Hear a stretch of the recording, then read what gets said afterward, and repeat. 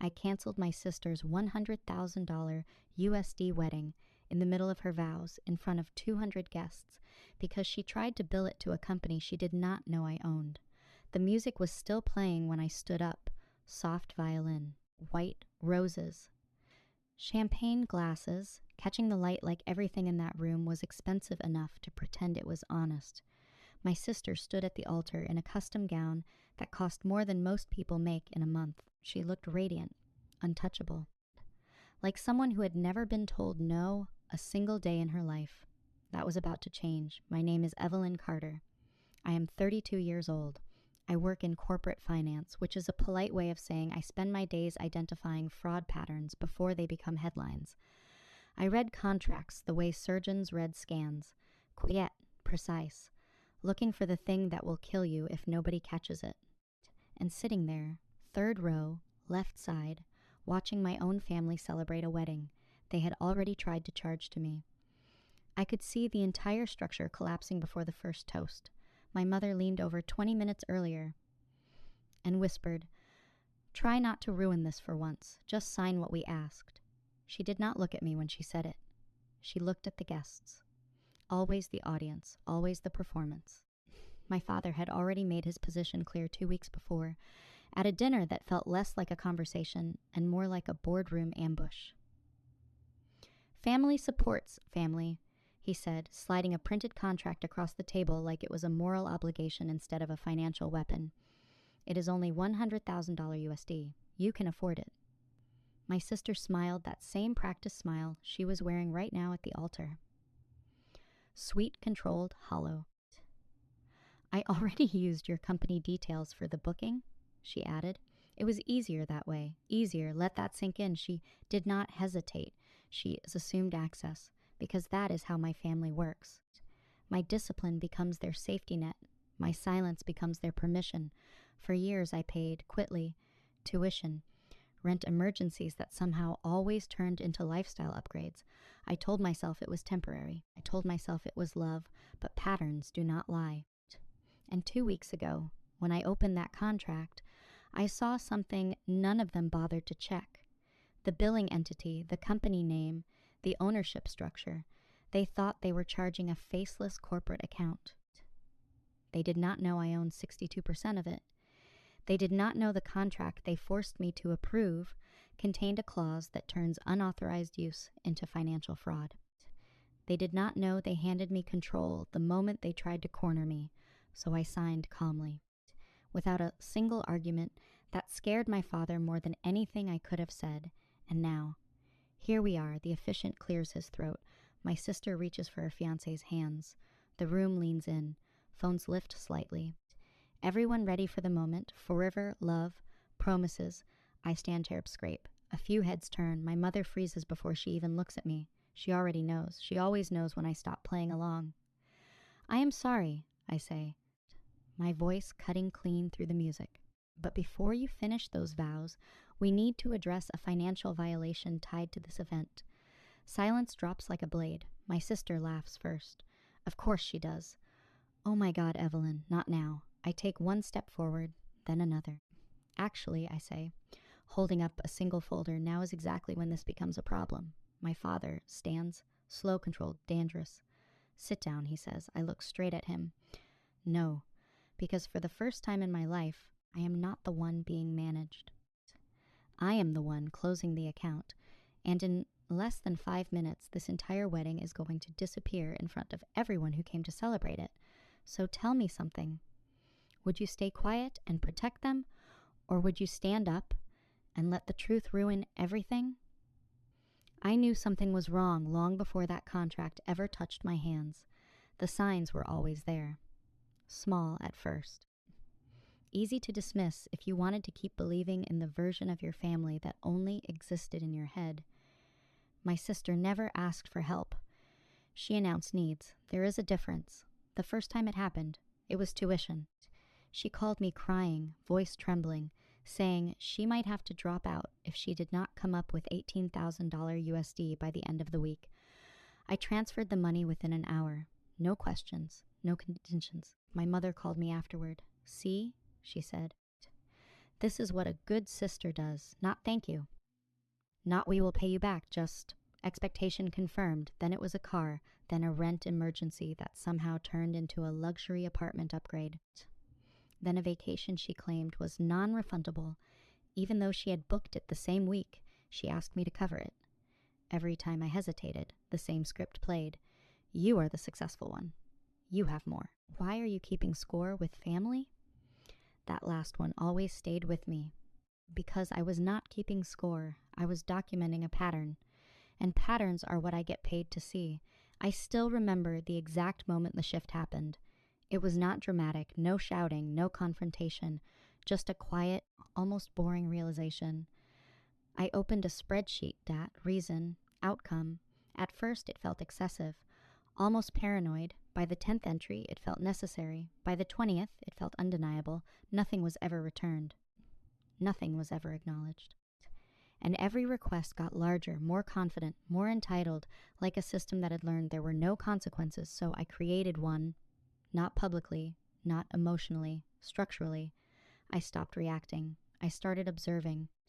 That is when things escalated, because people who are used to access do not handle resistance well. 2 months before the wedding, my sister stopped calling. That alone was unusual. Instead, everything came through my parents. Filtered, framed, polished to sound reasonable. She is under a lot of pressure. You know weddings are expensive. This is a once-in-a-lifetime moment. My father delivered the numbers like he was presenting quarterly results.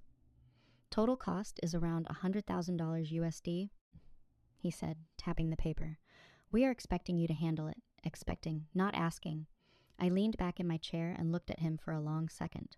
Why me? I asked. He did not even hesitate. Because you can. That was the entire justification. Capability equals obligation. That is the family model I was born into. What they did not realize was that by then, I had already started looking deeper, because something about the way they were pushing this felt different, more organized, more urgent. More like a decision had already been made without me. So I asked for the contract.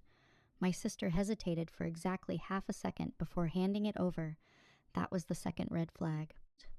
People who are confident in what they are doing do not hesitate. People who are hiding something always do. I did not react. I did not question. I just took it home and read it slowly, line by line, clause by clause.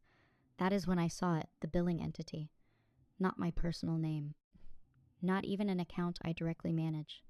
A corporate account, a company listed as the financial guarantor. At first glance, it looked legitimate. Clean formatting, professional language, nothing obviously wrong. That is how most fraud works.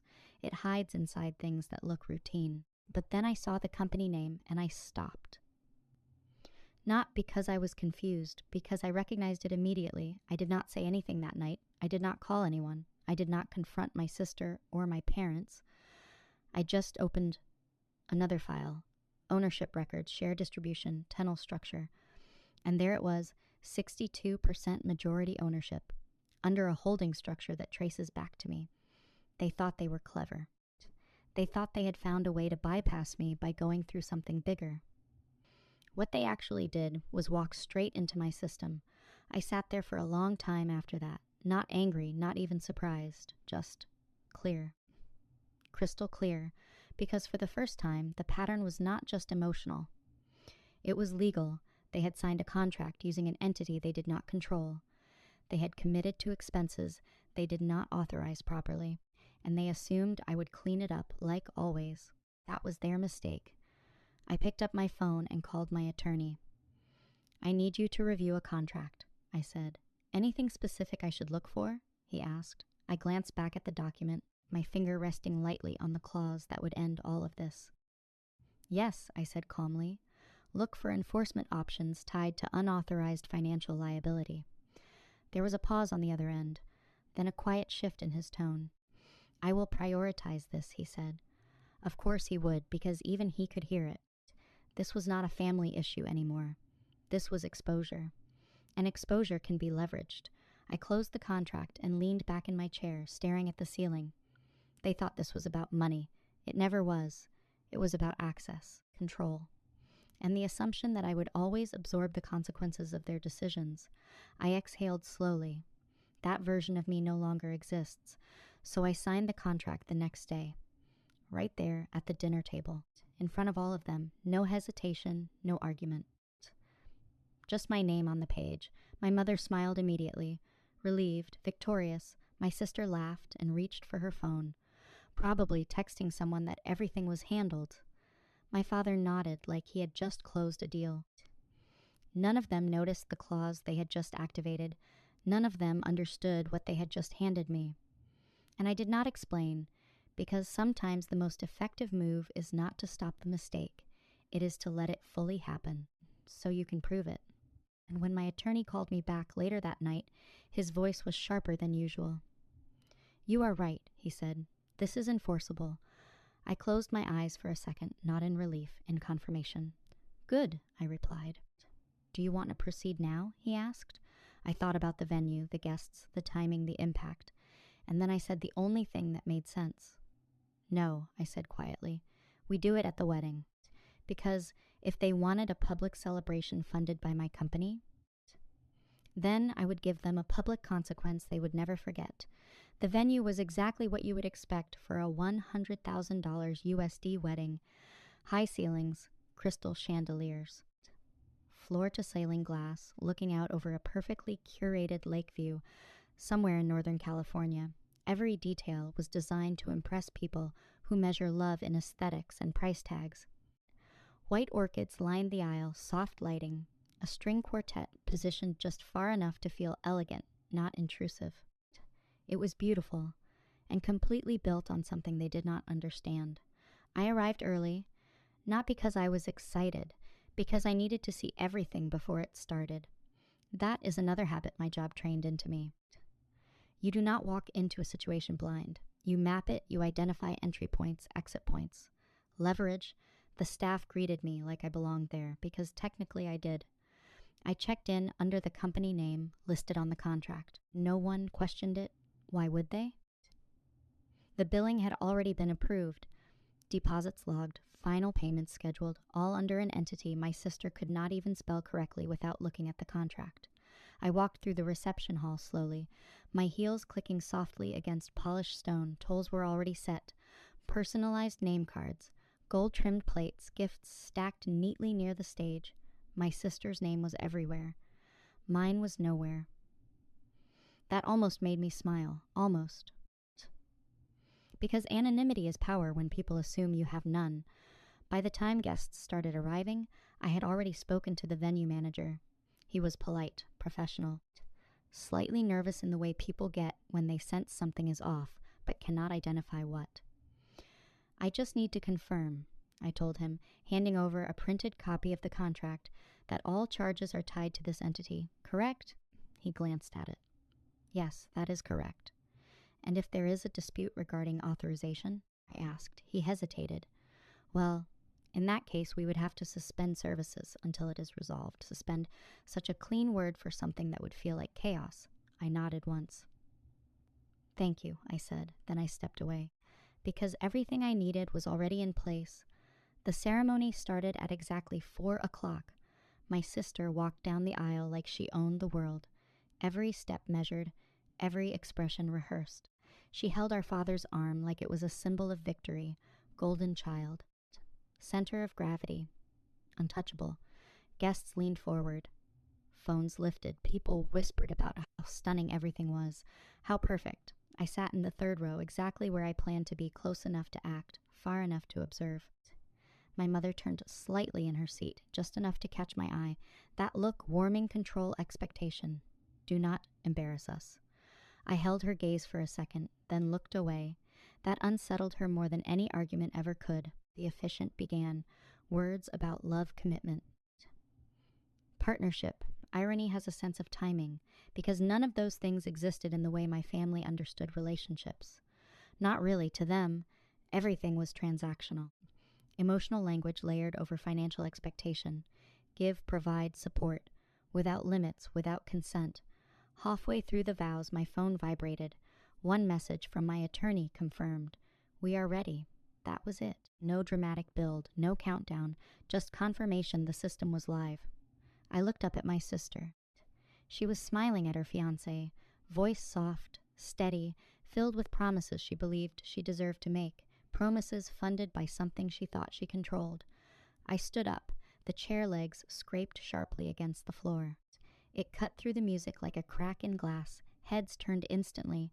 My mother froze, my father stiffened, my sister blinked, just once, like her brain needed a second to process something outside the script. I am sorry, I said. My voice carried without effort, clear, calm, controlled. But we need to pause this ceremony. A ripple moved through the crowd, confusion first, then irritation, then curiosity. My sister let out a small laugh, shaking her head slightly. Evelyn, sit down, she said, still smiling. Do not do this. Like I was still someone they could manage. I took a step into the aisle. No, I said. We actually need to address something before this continues. My father stood up, slow, deliberate. This is not the time, he said, his voice low but sharp. I turned to face him fully. It is exactly the time, I replied, because timing is everything. Too early and no one cares. Too late and no one remembers. Right now? Everyone is watching. The officiant stepped back, uncertain. The music faltered, then stopped completely. Silence spread across the room, heavy and expectant. I reached into my bag and pulled out the folder. The same one I signed 2 weeks ago. The same one they never actually read. I just received confirmation, I said, holding it up slightly, that this event is currently in violation of a financial agreement tied to the company listed on this contract. The words landed slowly. People do not immediately react to legal language. They process it, try to understand it. My sister's smile started to slip. What are you talking about? She said, a hint of edge creeping into her voice. I opened the folder, turned one page, then another. This wedding, I continued, has been billed to an entity that has not authorized these expenses. That was the moment everything shifted. You could feel it. Like the air pressure changed, the venue manager, who had been standing near the back, straightened immediately, because now this was his problem too. My mother stood up halfway, panic flickering across her face. Evelyn, enough, she snapped. You are embarrassing yourself. I looked at her, really looked. No, I said quietly. I am correcting a financial violation. Then I turned back toward the front, toward my sister, toward the life she thought was about to begin, and I said the sentence that ended it. This wedding is being funded through unauthorized use of a company I own. Silence? Even the air felt still. My sister's face drained of color. What? She whispered. I did not raise my voice. I did not need to.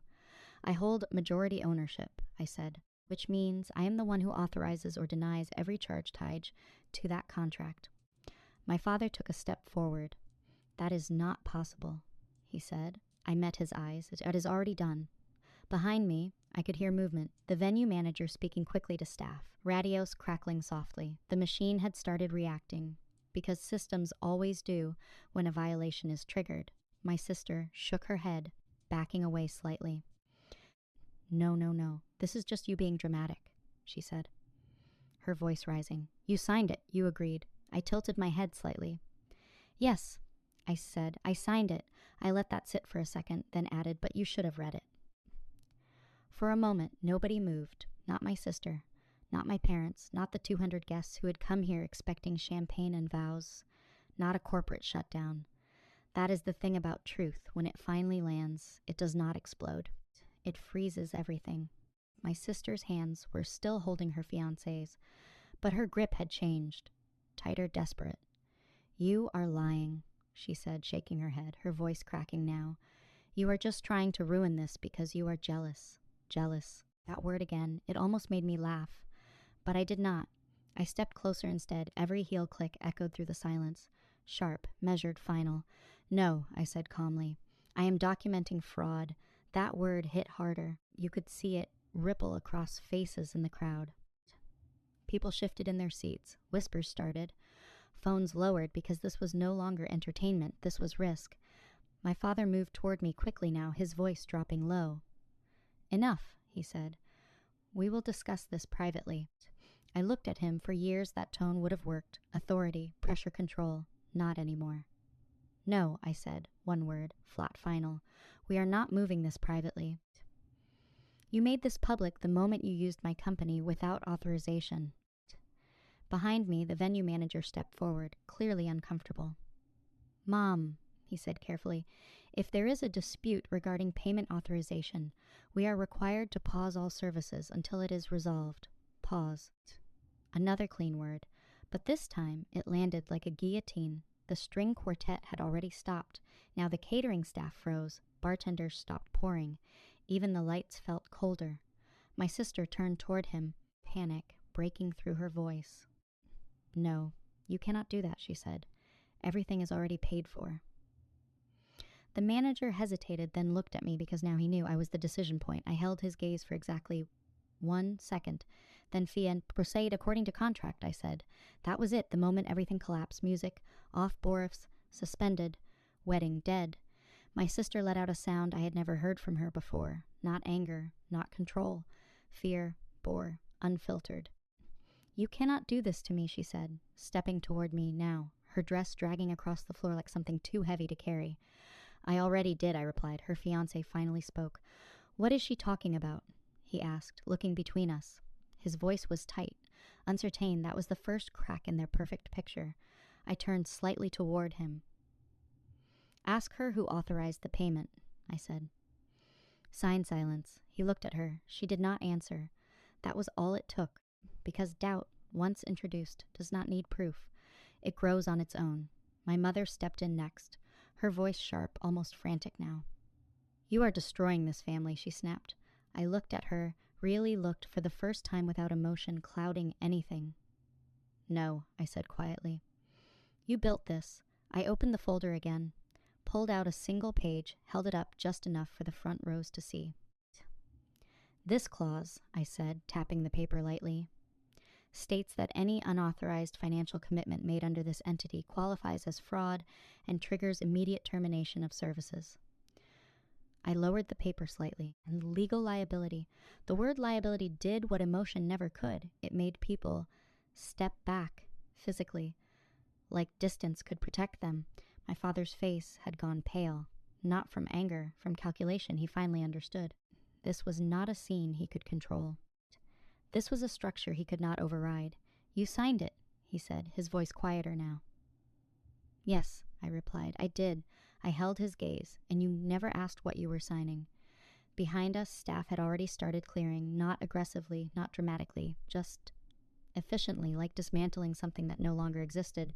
Glasses removed, plates taken, decorations untouched, but meaningless now. My sister looked around wildly, at the guests, at the staff, at the life she thought she was stepping into, and for the first time she realized something terrifying. None of it was actually hers. You are insane, she said, her voice shaking. You are ruining everything over money. I tilted my head slightly. No, I said, I am ending a system. Then I delivered the line that sealed it. You did not plan a wedding, I said calmly. You attempted corporate theft. Silence again, heavier this time, because now there was no confusion left, only consequences. Her fiancé stepped back, just one step, but it was enough because everyone saw it. That small shift distanced doubt. Withdrawal, the guests started standing, slowly at first, then faster, not dramatic, not loud. Just people quietly choosing not to be involved anymore, because nobody wants to be present when something turns legal.